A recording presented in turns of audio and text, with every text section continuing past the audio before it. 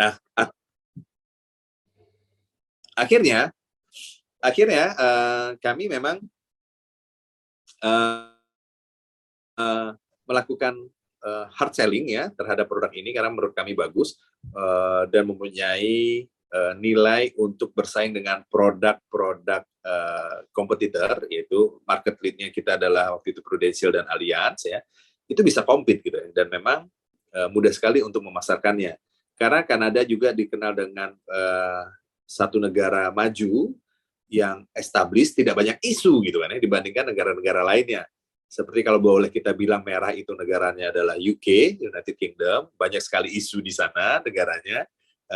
Yang biru adalah Jerman gitu kan ya, apalagi itu punya historical yang panjang, Jerman ya, apalagi bertemu dengan Yahudi dan sebagainya, itu adalah histori kan. Tapi Kanada nggak ada tuh isu-isu kayak gitu. Tentram aja negaranya gitu ya, damai aja rakyatnya negaranya gitu. Dan juga didukung dengan warna hijaunya yang memang memberikan dampak psikologis yang baik ya. Ini kita bicara psikologis. Nah, ini artinya gini, kenapa sih hijau warna baik gitu kan buat mata? Nah, mungkin tanpa kita sadari bahwa di ruang operasi itu hanya 2 warna yang diperkenakan dipakai oleh para petugasnya, dokter dan susternya, yaitu biru dan hijau.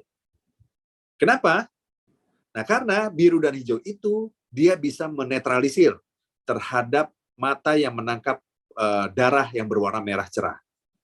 Itu membantu meringankan, merelaksasi otot-otot mata, warna hijau dan warna biru itu, ya, sehingga dia bisa fokus lagi melihat warna lainnya di luar dari warna merah yang terlalu dominan di dalam ruang operasi, di mana tempatnya terbatas, ya, kemudian ruangannya dingin dan sebagainya gitu ya.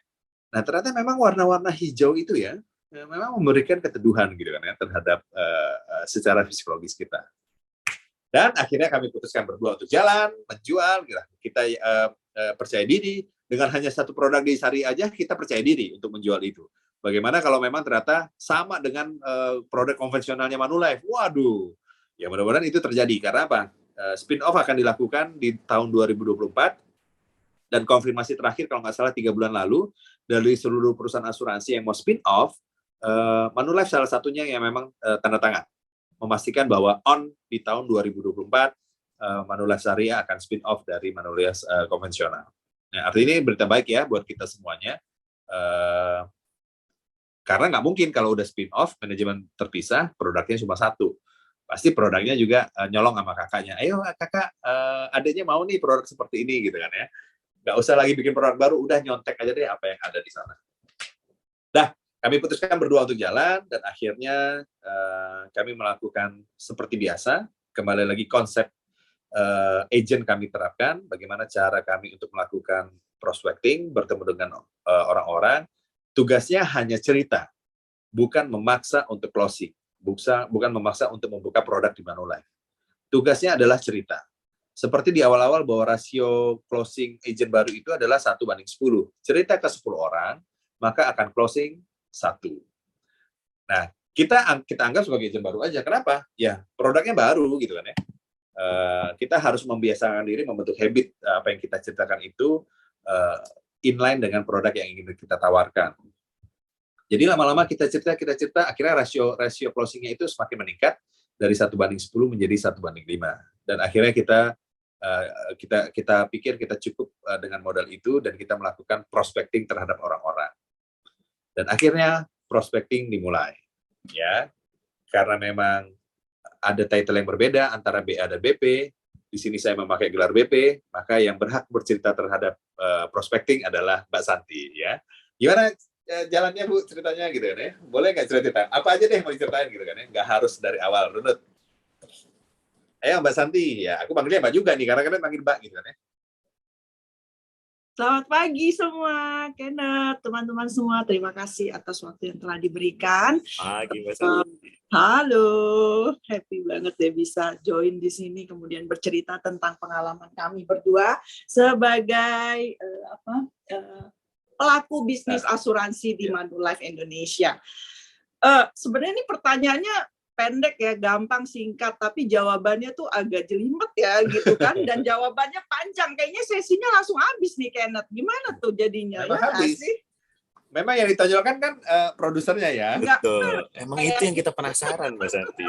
Rahasia di balik prestasinya di tahun lalu nih teman-teman mungkin ada yang belum tahu nih. Boleh juga diselentingin sedikit gitu kan. Wah, tahun lalu nih prestasinya apa aja dan gimana tuh proses di balik itu. Itu kayaknya yang teman-teman benar-benar penasaran. Jadi benar. penasaran banget nih nunggu dari Mbak Santi nih.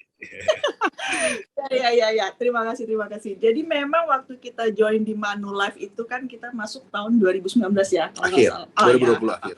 Hah? 2020 akhir. Kayaknya right after before pandemi deh, 2019 Iya. akhir. Sorry ini ada perdebatan sedikit nih teman-teman.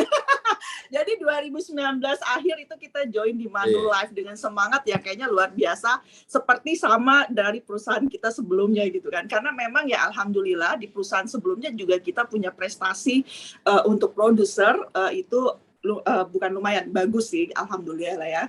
Di Prudential kita dapat yang paling atas, kita kemudian di Allianz juga kita alhamdulillah dapat, kemudian kita join ke Manulife juga dengan semangat yang sama gitu loh.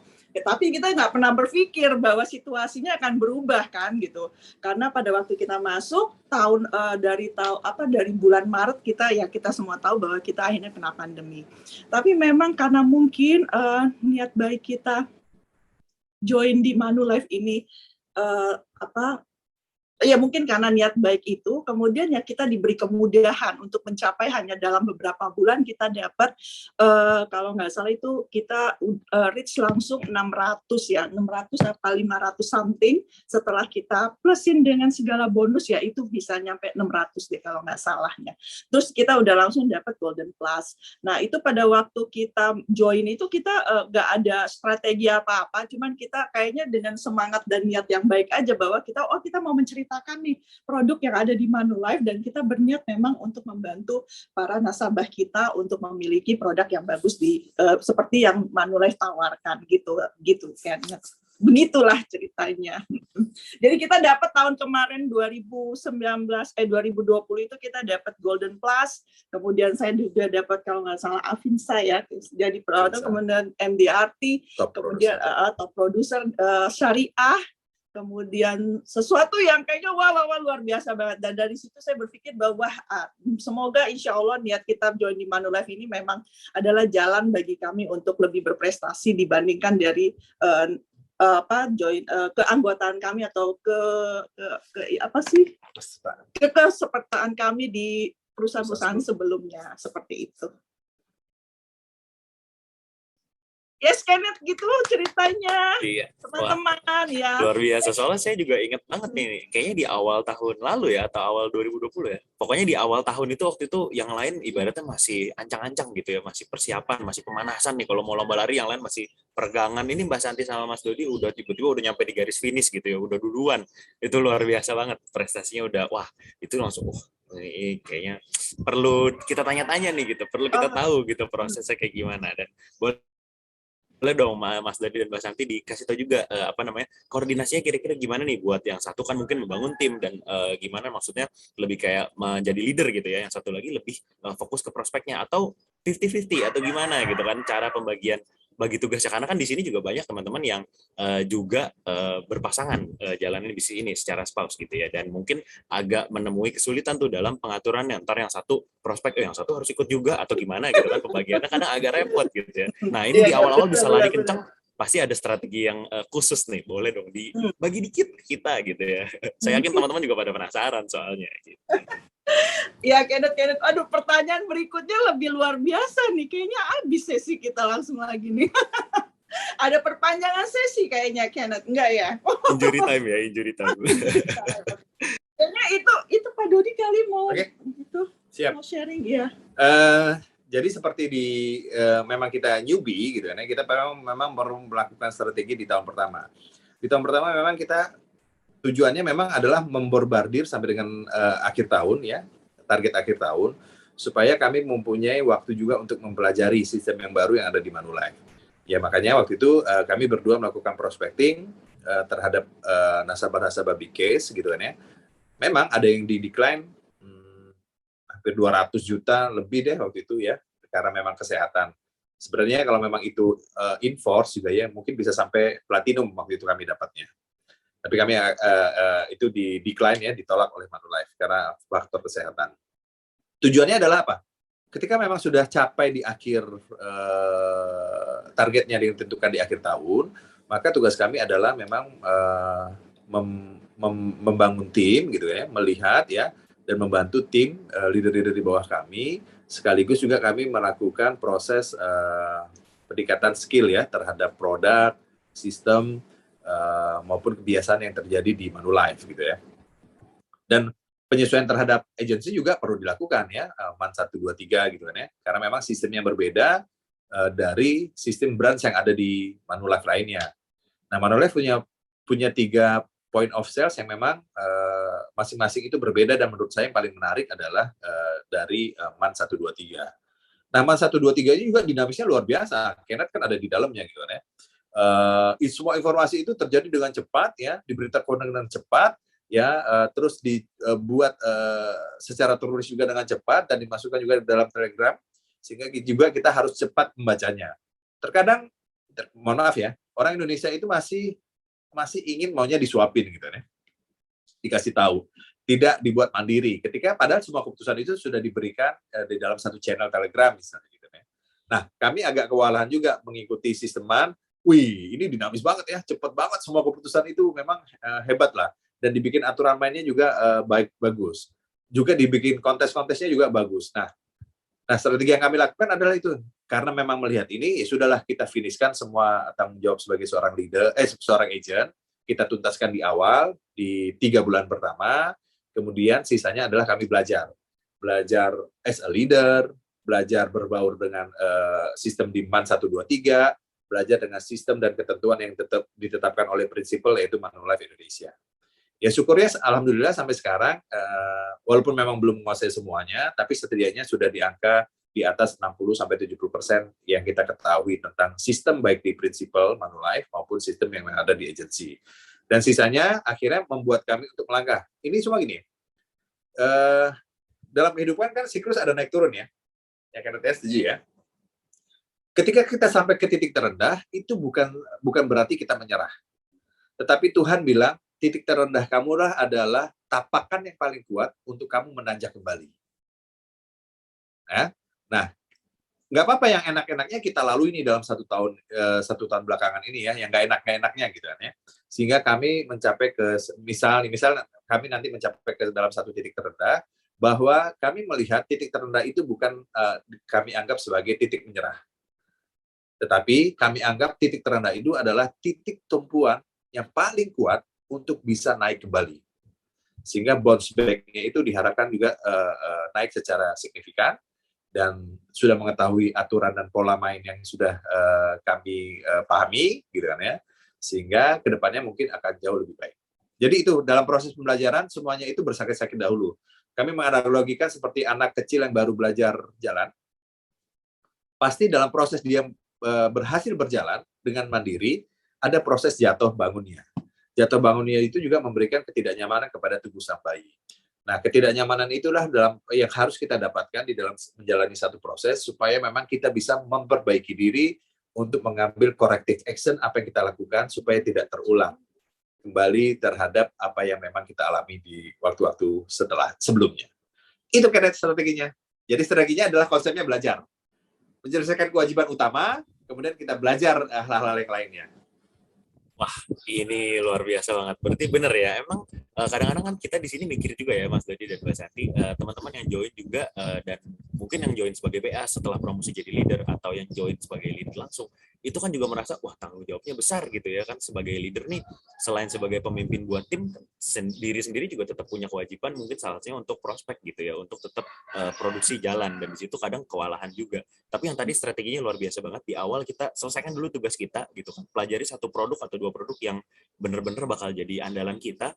Di situ kita selesain kewajiban kita dulu sebagai produser gitu kan. Nah, nanti baru setelahnya kita, karena belajar kan butuh proses ya, butuh waktu, nggak bisa dalam semalam kita, kecuali ujian sekolah ya dulu ya, aku bisa tuh semalam doang baru belajar gitu ya, besokannya tiba-tiba ujian. Kalau ini kan bisnis beda ya, nggak bisa kayak gitu lagi, nggak bisa semalam doang.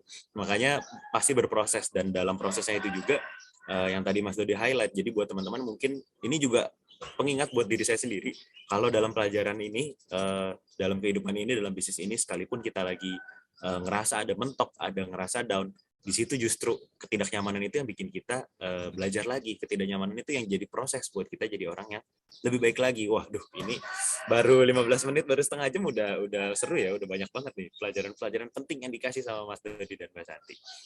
Selain itu nih, Mas Dodi dan Mbak Santi, kita di My Alpha Network juga kita ada beberapa keunggulan yang tadi sempat di-mention, dan apa sih kira-kira kalau boleh tahu yang paling jadi daya tarik buat baik Mas Dodi secara personal maupun Mbak Santi secara personal juga, mungkin dijawab masing-masing nih nanti. Daya tariknya apa sih dari Man yang bikin sebelumnya kan juga udah berprestasi nih di perusahaan lainnya gitu kan, di perusahaan sebelumnya, dan prestasinya juga tadi nggak yang kaleng-kaleng, bukan yang sembarangan gitu kan. Dan kenapa memutuskan akhirnya untuk bisa join di Man, dan di sini juga tentunya kemarin udah mencatatkan prestasi yang luar biasa gitu. Apa sih yang jadi daya tariknya? Mungkin boleh Mbak Santi dulu atau Mas Dodi dulu, silakan. Ya, terima kasih Kenneth. Oke. Ini house-nya luar biasa ya. Cum laude ya dulu ya, waktu lulus ya. Pertanyaannya benar-benar ini loh, perlu dipikirkan gitu untuk Nyontek ini barusan nyari di Google, Mbak Santi. gitu. Oh iya, nggak kelihatan ke bawah sih ya. Jadi aku nggak gitu. Dan dirimu sama kayak aku ya. Sistem kebut semalam ya kita zaman kuliah ya. SKS itu kata Pak Dodi. Daya tarik Man. Yang pertama tentu karena foundernya sahabat kita ya, teman kita waktu itu Pak Mike dan Mbak Linda. Kebetulan saya dekat sama Mbak Linda.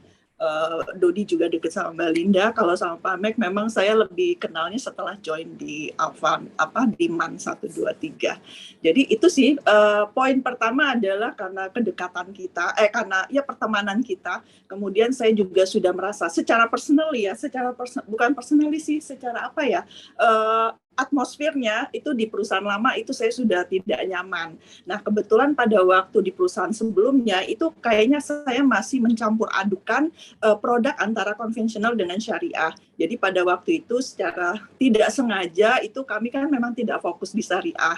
Jadi apapun rezeki yang datang pada waktu itu kami ambil gitu loh. Jadi mungkin saya berpikir bahwa ini kali cara Allah ya membersihkan diri kami. Ya maaf ya, karena kan kami kebetulan Muslim nih Kenneth dan teman-teman semua. Jadi memang kalau di agama kami itu yang kami diharuskan itu hanya menjual yang berbau-bau syariah saja. Nah pada waktu itu yaitu pertama karena sudah tidak nyaman dengan atmosfer di perusahaan lama, kemudian mungkin mungkin karena yaitu Allah memberikan jalan kepada kami untuk membersihkan bisnis yang kami jalanin gitu loh.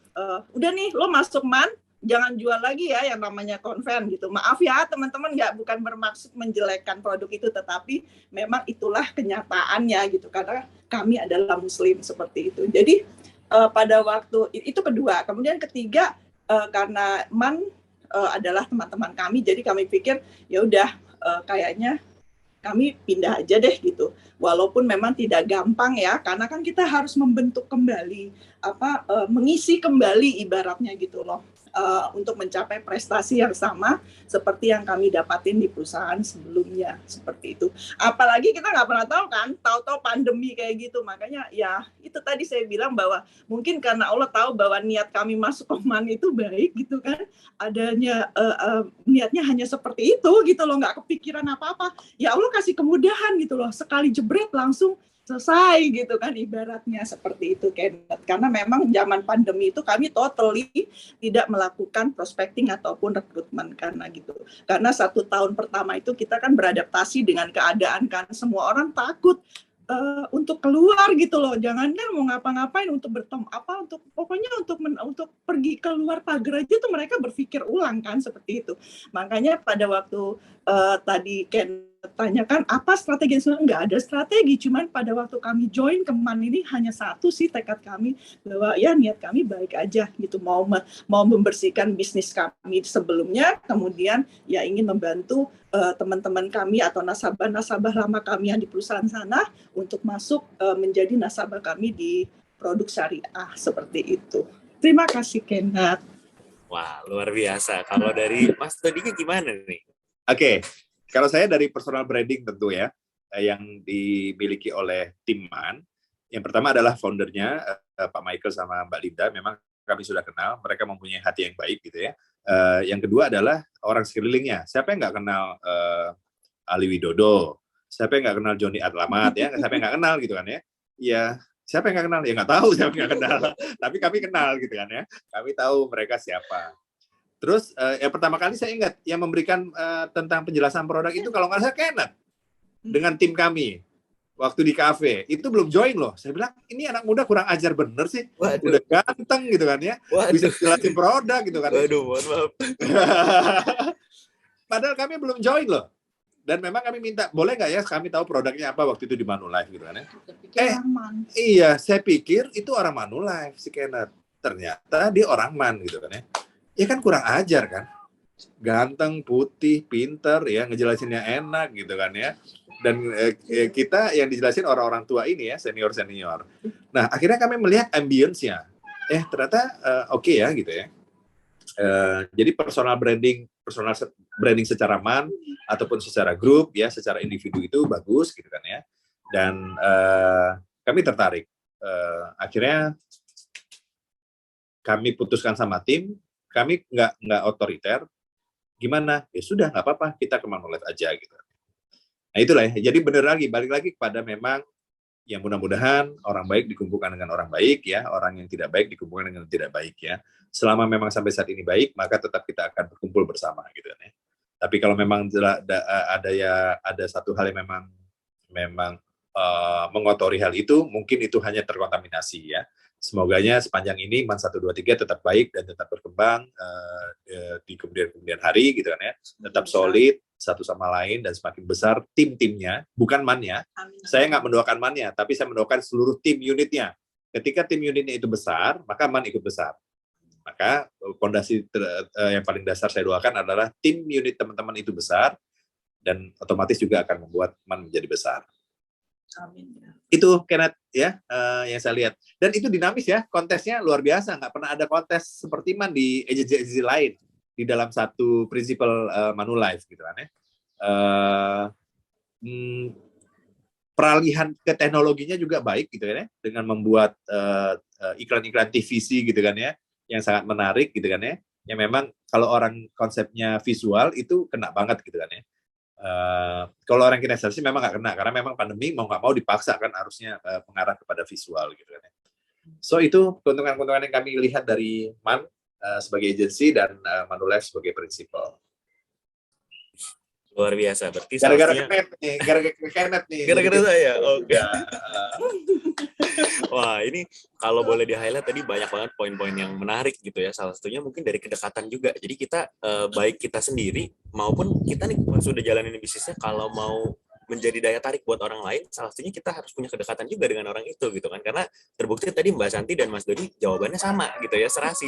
Jawabannya sama-sama karena punya kedekatan dan sama sosok yang ada di sini, sama sosok leadernya gitu kan. Dan kita juga teman-teman kalau mau bangun tim di sini, mau bikin tim yang bagus di sini, kita juga bangun kedekatan dengan orang-orang di sekitar kita gitu ya. Nggak cuman buat ngerekrut doang gitu kan, karena memang dari kedekatan itu kita bisa dapat banyak manfaat juga di luarnya. Dan yang tadi salah satunya selain dari sosok seorang leadernya, dari sistem MAN-nya juga, tapi yang saya highlight juga dari sisi Manulife-nya ya, berarti Manulife juga mendukung khususnya tadi untuk misi dan visi dan misinya Mas Dodi dan Mbak Santi untuk menjalankan bisnis yang lebih sesuai dengan ajaran syariah, itu didukung oleh Manulife, oleh produknya yang juga cukup oke gitu, terbukti langsung talk share waktu itu ya, langsung hasilnya luar biasa gitu kan. Dan berarti di sini kita juga dapat satu konfirmasi bahwa partner kita di bisnis ini, teman-teman Manulife, juga mereka mendukung bisnis kita gitu ya, untuk baik mau teman-teman yang lebih suka produk yang konvensional atau yang lebih suka juga produk syariah, dua-duanya didukung dengan baik gitu oleh Manulife. Wah, ini luar biasa banget. Tapi tadi saya udah dapat pesan-pesan dari Mas Dodi dan Mbak Santi, juga dari teman-teman yang lain. Mungkin hari ini kan ada beberapa teman-teman yang perlu ibadah juga ya, dan dari Mas Dodi dan Mbak Santi mungkin saya rasa tadi udah. Tapi terakhir saya mau minta tolong ini dong, Mas Dodi dan Mbak Santi, pesan-pesan buat teman-teman semua di sini supaya kita bisa juga berprestasi gitu. Buat teman-teman semua di sini, apa sih yang harus diingat untuk menjalankan bisnis ini dengan baik gitu. Boleh dong dari Mas Dodi dan Mbak Santi, sebelum nanti kita buka Q&A. Saya buka sekarang ya Q&A-nya. Buat teman-teman yang mau tanya boleh langsung ditulis di kolom komentar sambil kita dengerin dulu, bukan pesan-pesan terakhir nih. Kalau kata Mas Aldo, kalau pesan-pesan terakhir emang udah mau kemana ya kan. Ini bukan pesan-pesan terakhir, tapi pesan-pesan aja gitu. Nanti kita dapat pesan lagi. Nah, boleh. Teman-teman yang mau tanya silakan ditulis di kolom komentar, dan dari Mbak Santi atau Mas Dodi boleh kira-kira pesan apa sih yang perlu didengar oleh khususnya anak baru seperti saya mungkin ketika mau jalanin bisnis asuransi ini. Tuh, boleh dong. Nasihat dan petuahnya. Wih. Monggo silakan. Terima kasih Kenneth. Memang kalau orang yang itu yang berisi ya, kayak ilmu padi ya, kayak Kenneth gitu, semakin berisi semakin menunduk gitu. Anak baru, tapi kita kan ini muridnya Bapak Kenneth ya kan, kita tuh ya kan pertama kali kita Sama join, sekali ya kan? bukan. Pesannya kalau saya sebagai produser sih, aduh, kalau apa dong yang pesannya apa ya?